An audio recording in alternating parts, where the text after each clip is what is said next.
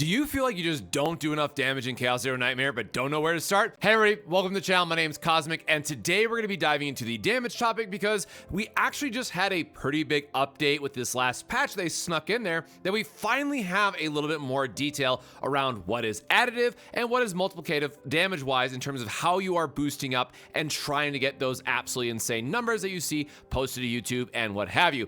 And just to start this conversation, I'm going to have a few clips here with just the Kayron testing that I was doing about having a large single hit style of damage versus something that is going to be more multi-hit.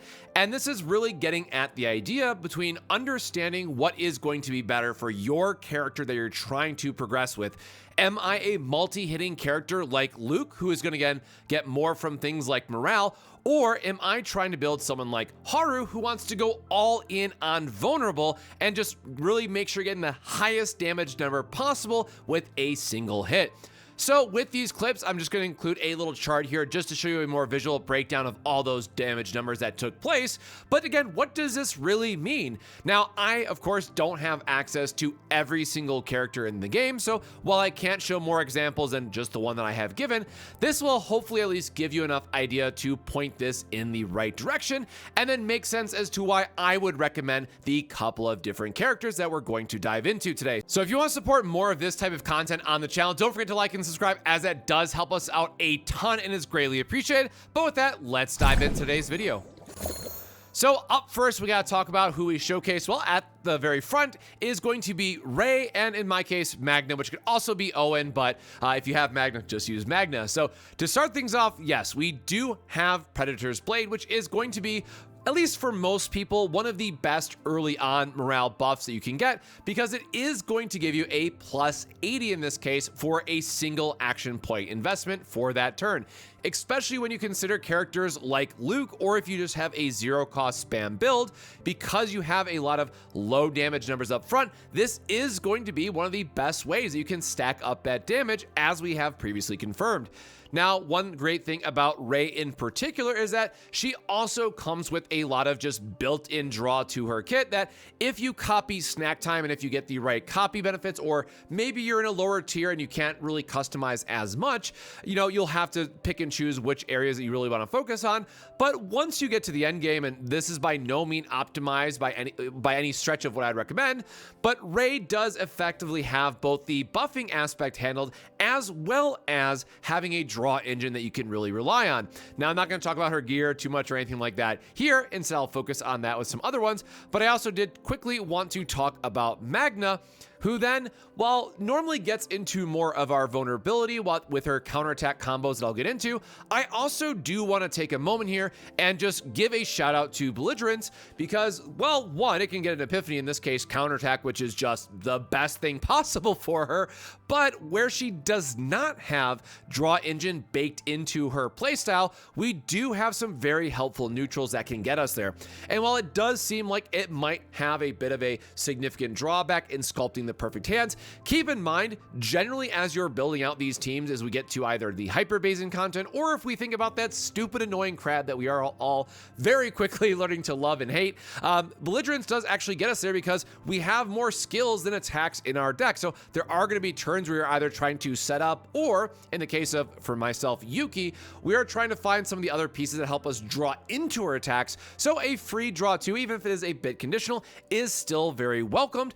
And again, based on what epiphanies that you can get onto this thing, is really going to help smooth out and fill some gaps in your strategy otherwise. Now, I do want to give a shout out to Magna, because it really does all come down to her frost charge, which is just giving you the free vulnerable to all enemies.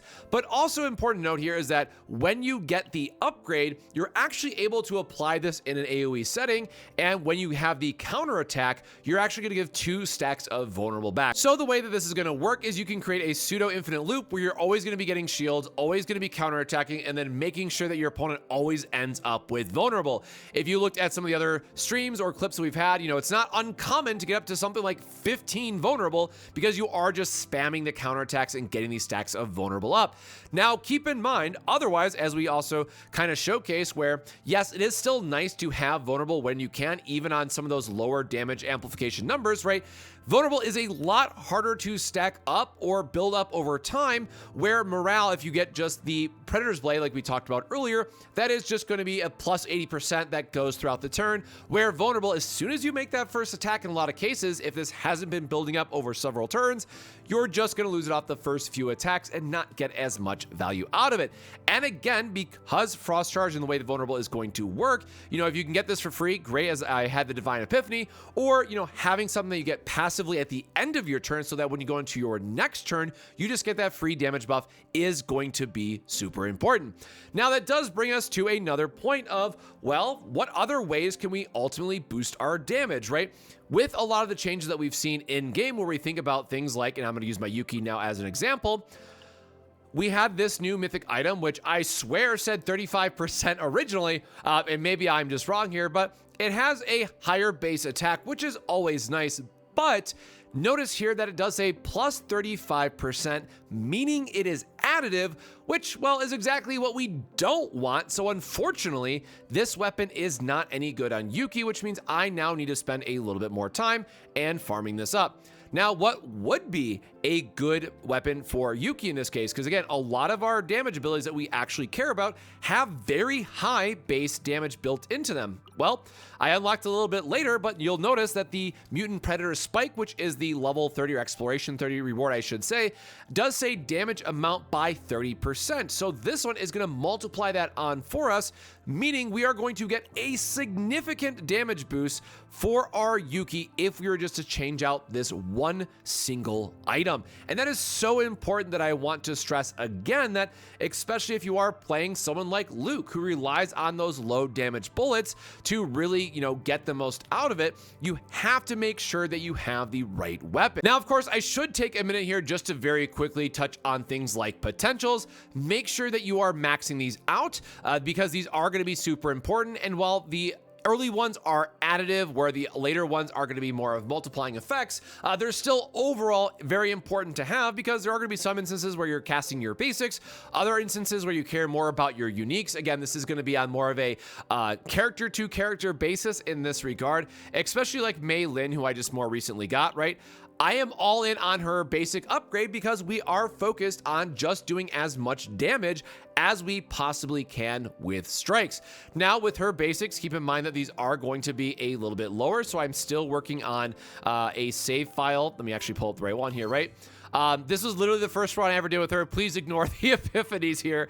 It didn't go so well for us, but what I want to talk about instead is going to be something like strike, right? Even 120% is going to be something that, morale is going to be still a very nice boost here, right? With that one single strike from Ray that we're going to keep going back to, this would then improve this from a 120 to a 200%.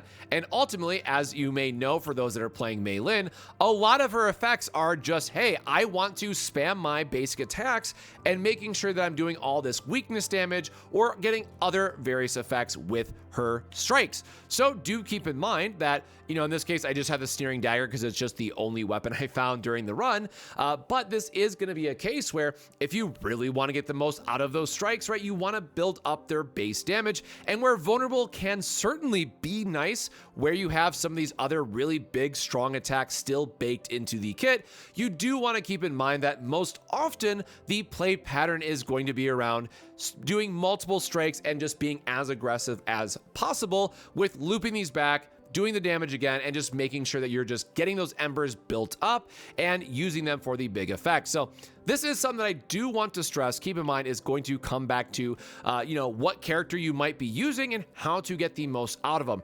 Now, the last thing I do want to mention, because I know it is going to be very topic and not as exciting, but we do have to keep in mind that when we look at Owen, he does also have a card for us that if you don't have Magna, this is going to be a very good, free-to-play character for you in terms of increasing your damage. So when we think about, what cards we're copying or what cards we try to remove for, if you don't have Magna and you don't have another reliable way to bring on stacks of Vulnerable to make sure that you're doing as much damage as possible for those characters like Haru, well, you got to use Owen. I'm sorry. Maybe use your selector on Magna if you really want to, but Owen does actually have a really nice card for us here in terms of break armor, because again, this is one of the best multipliers in the game currently for those heavy hitting characters. Now, the last thing I want to note for today's video is that also keep in mind that neutral epiphanies play a very large role in this. Going back to my example here with Yuki, I have an absolutely insane aggressive mutant that is going to give me the 2 stacks of vulnerable. If I really wanted to, and if I spent a little bit more time refining this, right, I could get enough neutrals that support a game plan where I can loop my deck, have Veronica be another draw support, and my team could be Yuki, Veronica, and Ray, because we still want to have morale, we still want to boost up our damage, and then we can have the vulnerable coming through some of our neutral cards in the deck building process and how we're amplifying our damage. Now, this does bring up a very important note. On the other side of that, we have some neutrals that are, well, pretty bad, unfortunately. And in that case, we have this one with a morale 1. And this is a waste of an epiphany, and I cannot stress that enough when we think about what this does for the overall damage of that character. Now, to be fair, when I got this one, I think it was like Resolve, Fortitude, and then Morale, if I remember correctly. Like, this was the only good option that we ultimately had, but it would have been significantly better if it was another vulnerable application instead of just a flat plus 20%, because again, that is a very, very small damage amp that we're getting when we think about the main things that we are doing with the either Iceberg Cleave or again Flash Slash being the GOAT, honestly, for a lot of this building. So do keep in mind that, yes, we can still benefit from some amount of morale in our kits because you still want to buff up that damage, but keep in mind what characters you're playing to really understand how much is this doing for me and what type of items should I ultimately be looking for. Again, as tempting as this might be, just because it is shining in purple, now that we know that it is a plus 35% damage, this feels pretty bad, all things considered. But for example, of like Mei Lin, who is going to want to draw her basics up and go through her deck that way, then yes, getting a plus 35 to that 120% base is actually going to be quite good. So that is the last part I want to stress. So again, if you have a Magna save or if you ever unlocked, I would recommend trying to invest her if you are playing one of the heavier hitting characters like Haru, who just have a very high base with her anchor shot. Whichever version you're using, if you're using the multi-hit or the +1 hit, which I should say is better, versus if you're trying to do just the charge up anchor, in both cases, you're going to want vulnerable, it turns out. Or if you are playing something like if you have the multi-hit style of cards, and this monster just saved for us, and it was good for the sake of testing it for the video, but my run was so bad I didn't even want this card and it saved anyways. But if you have things like Shy Gardener, of course, you're all going to get significantly more value out of morale. So do keep that in mind. And I hope this video was helpful, but I've been getting a lot of questions on, additive versus multiplicative effects for damage. And ultimately it comes back to, what character are you using? How high is their base damage? And really, how can I leverage those various buffs? So that will be a case-by-case basis, but hopefully after this little bit of a quick preview and example with using Kayron, it now becomes a little bit more clear. But of course, as you are trying to build out these decks, please be very mindful of those epiphanies, especially for neutral cards, because they can make a huge difference. So that's all for today's video. If you have any other questions, please let me know in the comments below. I'll be more than happy to answer them. But until next time, my friends, stay safe, stay hydrated, and we'll see you in the next video. Cheers.